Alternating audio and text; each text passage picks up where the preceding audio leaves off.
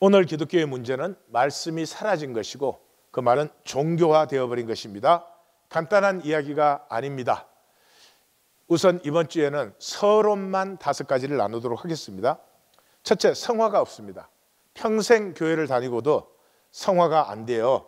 한국종교학회에서 조사한 기독교인의 의식조사에 의하면 기독교인 한 사람 안에 47%는 무속적인 의식, 33%는 불교 유교적인 의식, 겨우 20%만 기독교적이에요. 그러니까 교회를 다니지만 내면 의식의 80%는 토속 종교적이에요.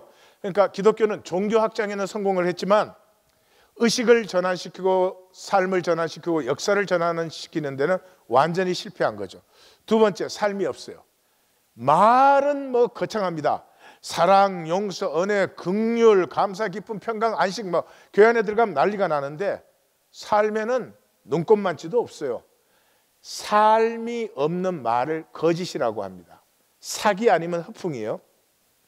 이것이 기독교에 난무하는데 그 주 범인이 설교입니다. 설교에 인용하는 자료, 설교에 인용하는 원어, 설교에 인용하는 예화는 제가 보기에 90% 이상 거짓말이에요. 그저 은혜롭게 만들기 위해서 그게 온갖 가이질을 다 한 것이죠. 그것 때문에 결국 기독교는 악성 현실을 가지고 있습니다.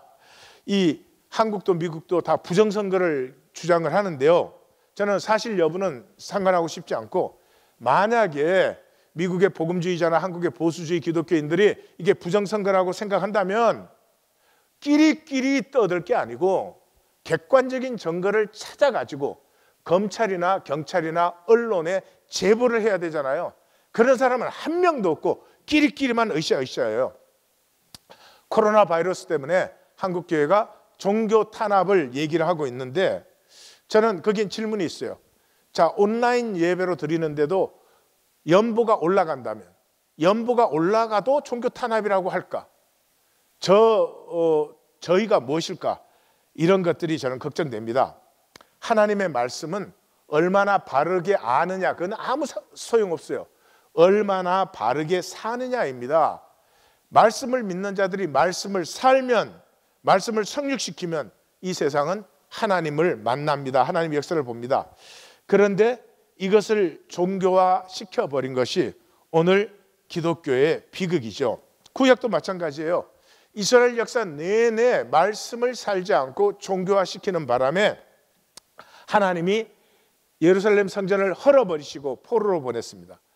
약속대로 70년 만에 돌아오게 하시고 에스라와 느헤미야라고 하는 구약의 두 챔피언을 통해서 하나님이 다시 더불어 살기를 회복하셨는데 저들이 떠나자마자 다시 또 종교화시켰습니다. 그것을 다시 종교화시켰기 때문에 하나님이 그것을 폐하셨는데 심지어 이제는 이방인이 에돔 사람이 지은 성전에서 종교 생활을 했습니다. 그래서 예수님이 이 성전을 헐라 이렇게 말씀하셨죠. 그래도 이 성전 종교를 붙들고 있으니까 AD 70년에 하나님이 완전히 파괴해버리니까 거기서 끝나지 않고 랍비 유대교라는 종교화의 완성을 이루었어요. 랍비 유대교는 가장 조직적이고 교리적이고 유기적인 종교예요. 기독교는 90%를 이 랍비 유대교에서 배웠습니다. 일단 우리가 드린 예배 의식의 90% 이 회당에서 배운 것입니다. 끊임없이 말씀을 삶으로 하나님의 뜻이 성육되게 하는 것이 아니라 종교화 시켜서 우리의 의로움만 주장하는 것, 이것이 오늘 기독교 신앙의 핵심 문제입니다.